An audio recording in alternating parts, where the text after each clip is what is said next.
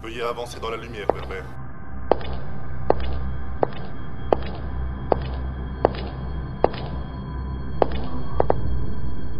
Thomas Werber, 26 ans, né en 2058. Après des études en ingénierie, vous rejoignez l'organisation en 2079. Depuis 5 ans, vous avez effectué une dizaine de missions réussies avec un certain brio. Sauf la dernière. Que s'est-il passé ? J'étais chargé de protéger le PDG de Geolia de toute tentative d'assassinat. L'histoire a retenu que c'était l'élément déclencheur d'une crise économique et politique majeure en 2024. Il a quand même été abattu. Vous aviez toutes les informations en main pour le protéger. Pourquoi vous n'avez pas réussi à empêcher cet assassinat, monsieur Werber ? Nous vous écoutons, agent Werber. Après 2 mois d'opération, je me suis peu à peu rapproché de lui. Un soir, après quelques verres, il m'a fait la confession de mener des activités peu recommandables avec de jeunes personnes.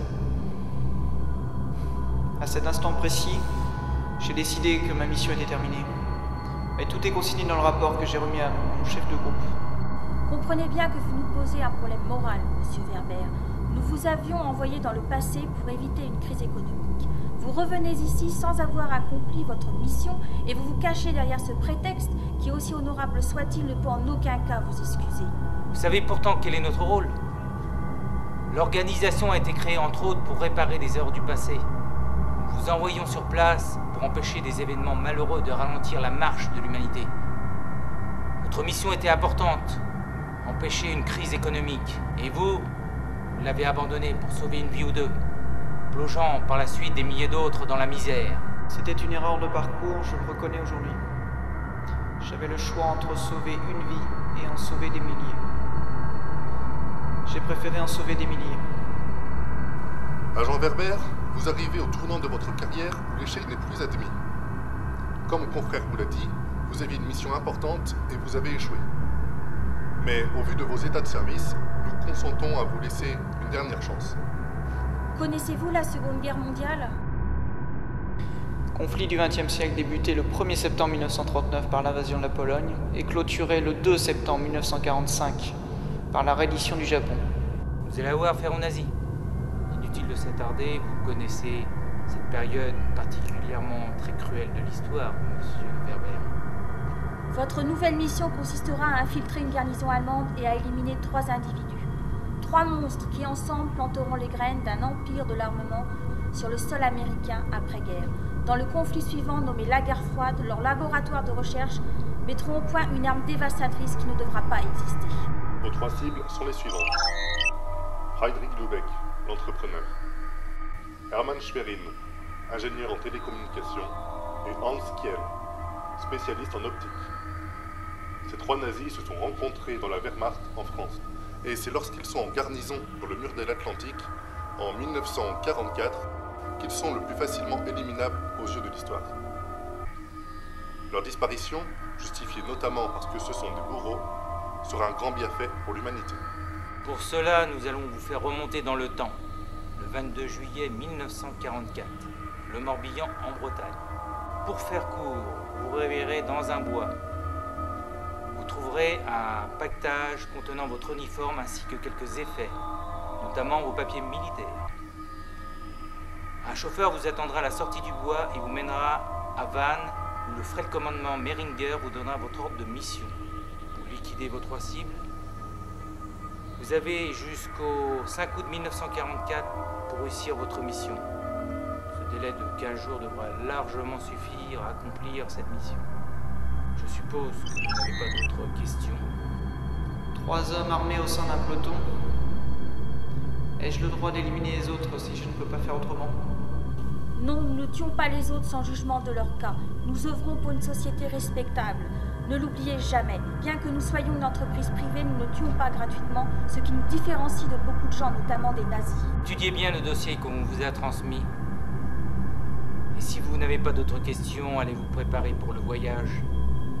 Et n'oubliez pas, l'échec n'est pas acceptable, monsieur Werber.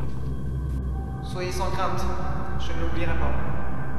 Madame, messieurs,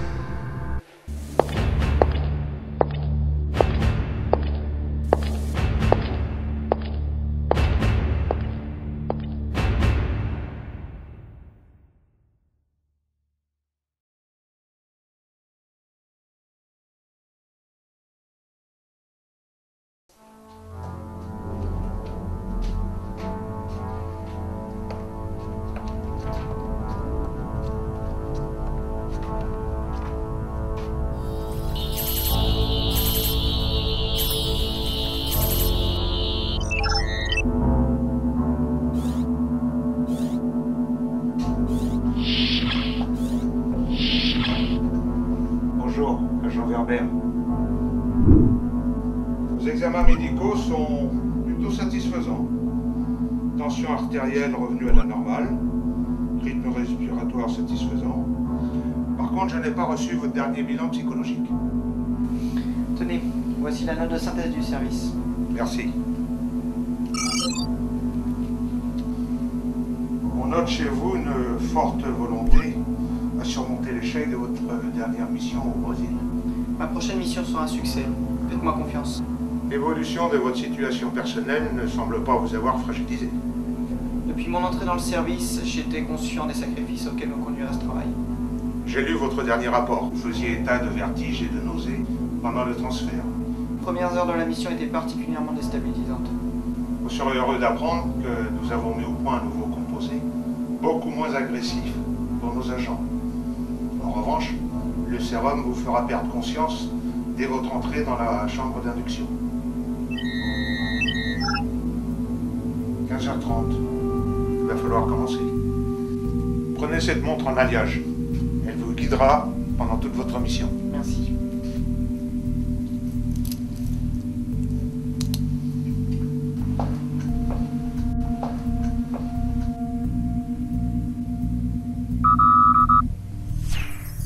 Allongez-vous, Thomas Werber.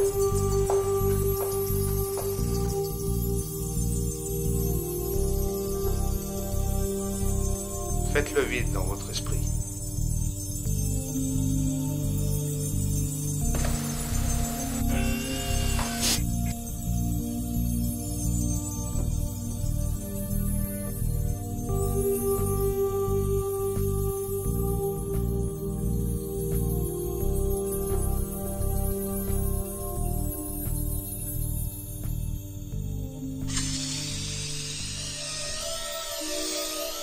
Thomas Werber n'existe plus. Vous êtes l'Oberlieutenant Wilhelm Friedlander. Vous allez être projeté dans le Morbihan le 22 juillet 1944. Rappelez-vous de votre objectif. Focalisez-vous sur vos 3 cibles.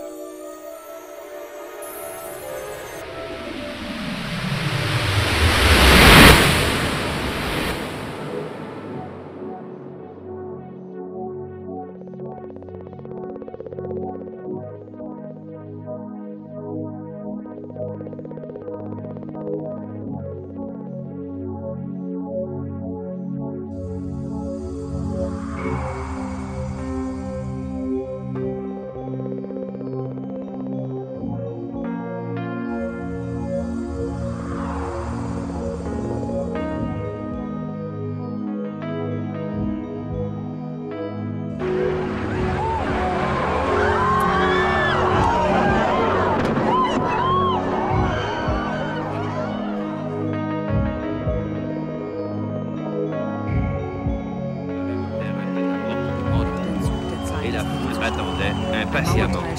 Si bien qu'en fait, c'est un groupe de jeunes qui a escapé le premier plan du mur. That's one small step for man, one giant leap for mankind. Not by the color of their skin, but by the content of their character. I have a dream today.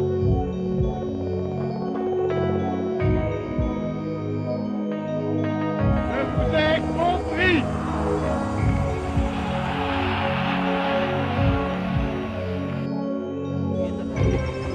To Trieste in the Adriatic, an iron curtain has descended across the continent. Paris outragé, Paris brisé, Paris martyrisé, et Paris libéré.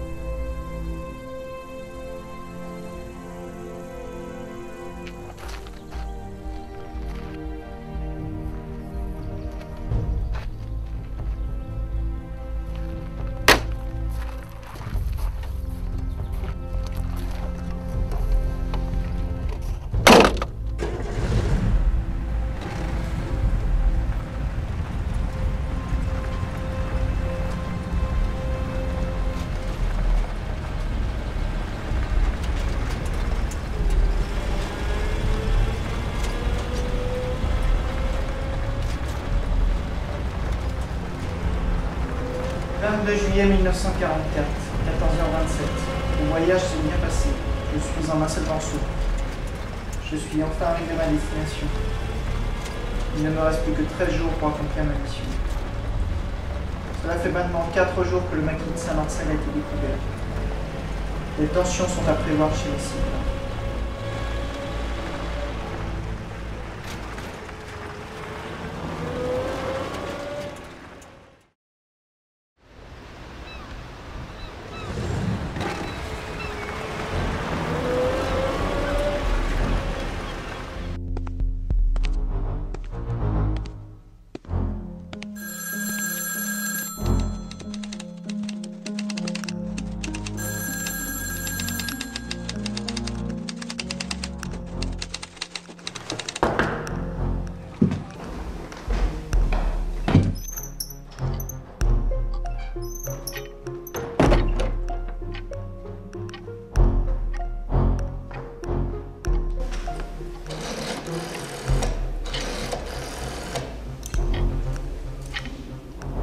Oberleutnant Friedlander est arrivé, Herr Major. Le commandant Schweringer veut vous recevoir dans quelques instants, Herr Oberleutnant.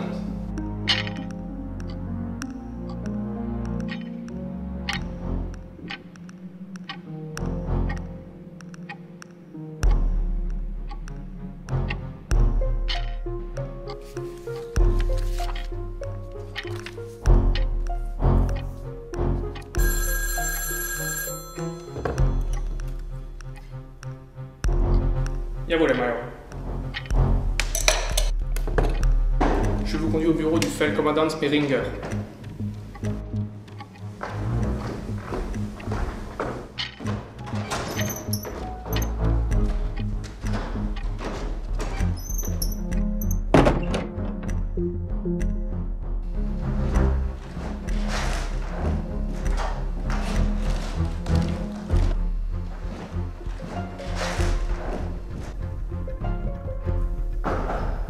Erail!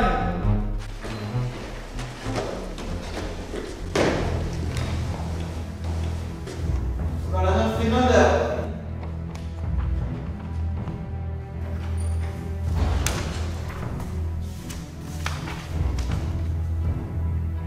Firbein!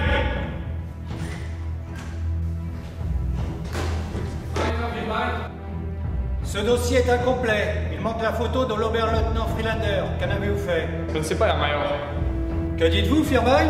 Le Gefreiter Wirbein dit qu'il ne sait pas où se trouve la photo de l'Oberleutnant Friedlander, Herr Major.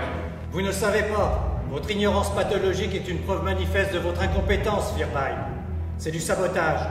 Et vous savez ce que coûte le sabotage de nos jours? Je déciderai de votre sort tout à l'heure. Foutez-moi le camp, imbécile.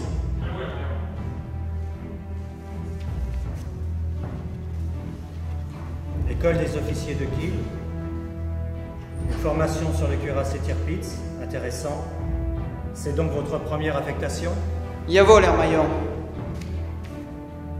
Une licence de lettres. Un universitaire. Il n'y a donc plus de vrais officiers? Les Américains arrivent à Saint-Lô et le commandement panique au point de faire n'importe quoi. Je vous affecte sur la presqu'île de Ruisse. Vous logerez à Landrezac avec une section d'infanterie côtière. La vingtaine d'hommes est actuellement sous le commandement de l'Unterfeldwebel Hoffmann. Un vrai soldat, lui.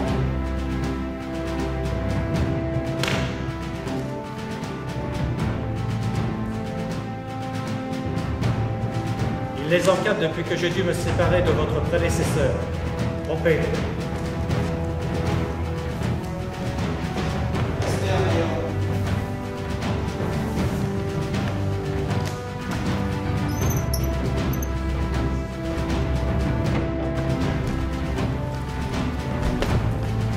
Unterfeldwebel Hoffmann, en poste locaux sous votre commandement.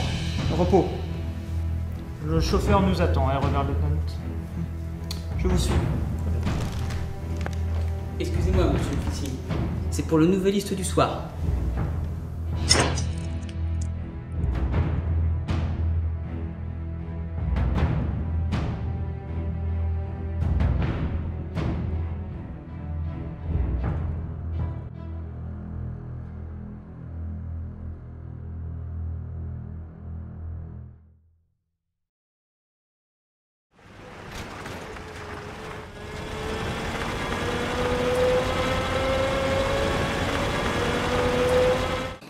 Je voudrais avoir votre avis sur la situation actuelle d'un Feldwebel Hoffmann.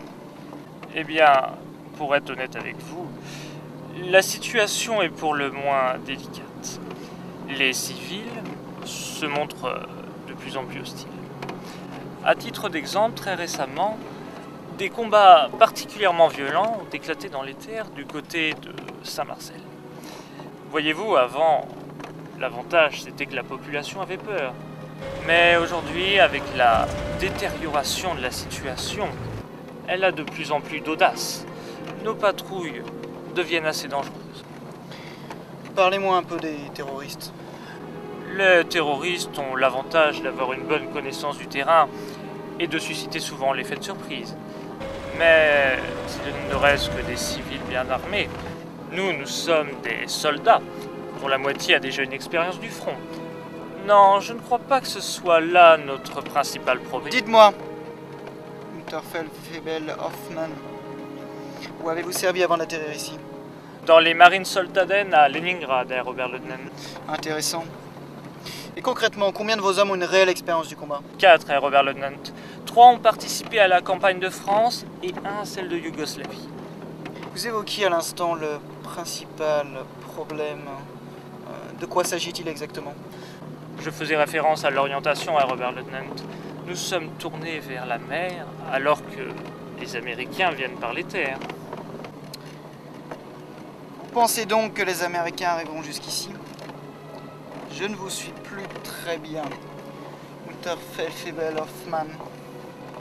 Serait-ce des propos défaitistes à l'égard de notre armée? Non. Non, pas du tout. J'essayais juste de vous faire un état des lieux objectif de la situation.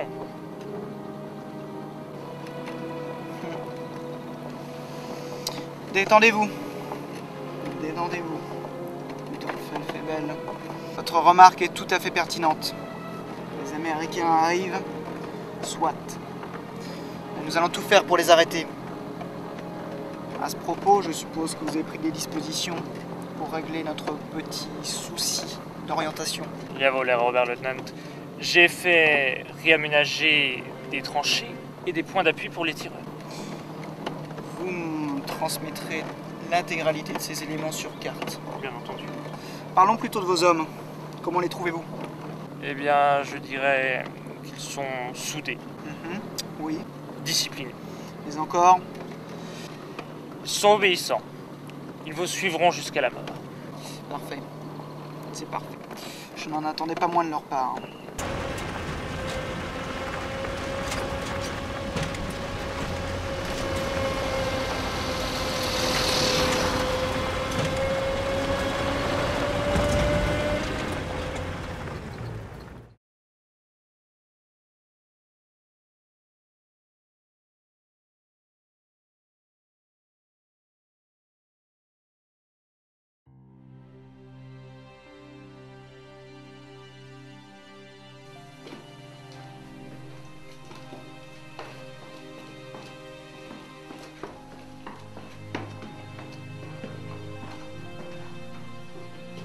Le soldat froid, Herr Oberleutnant.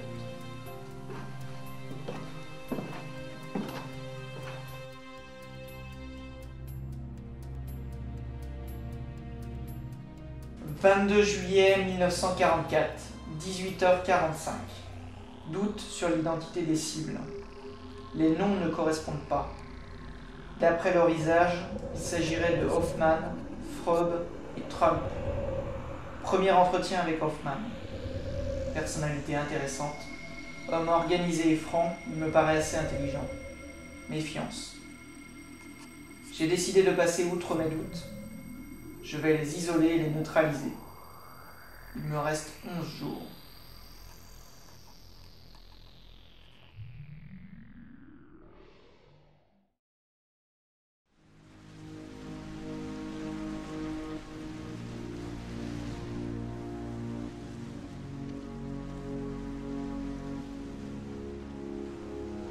Qu'est-ce qu'on fout là? Je préfère être là, au regard du soleil, plutôt que sous les bombes des Américains. Même ça n'a aucun sens. Il suffit de fermer les yeux pour le faire disparaître, ton soleil. C'est bien plutôt nous qui ne serions pas là Si le soleil ne me voyait pas. C'est beau, non? C'est de Goethe. C'est qui Goethe? Putain, chiant avec tes citations, j'ai toujours l'impression de parler à un bouquin.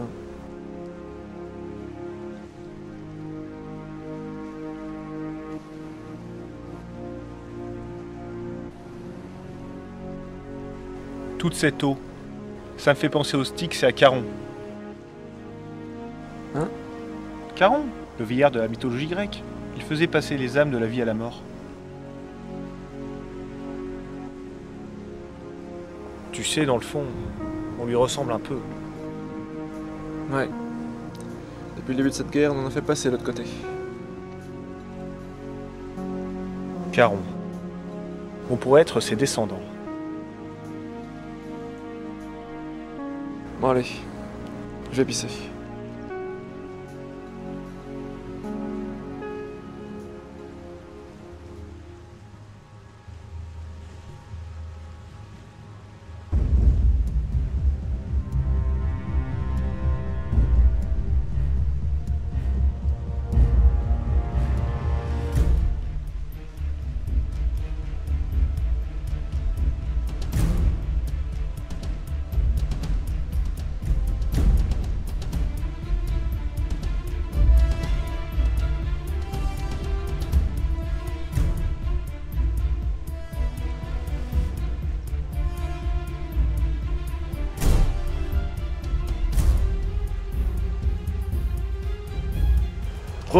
Trop chaud du feu?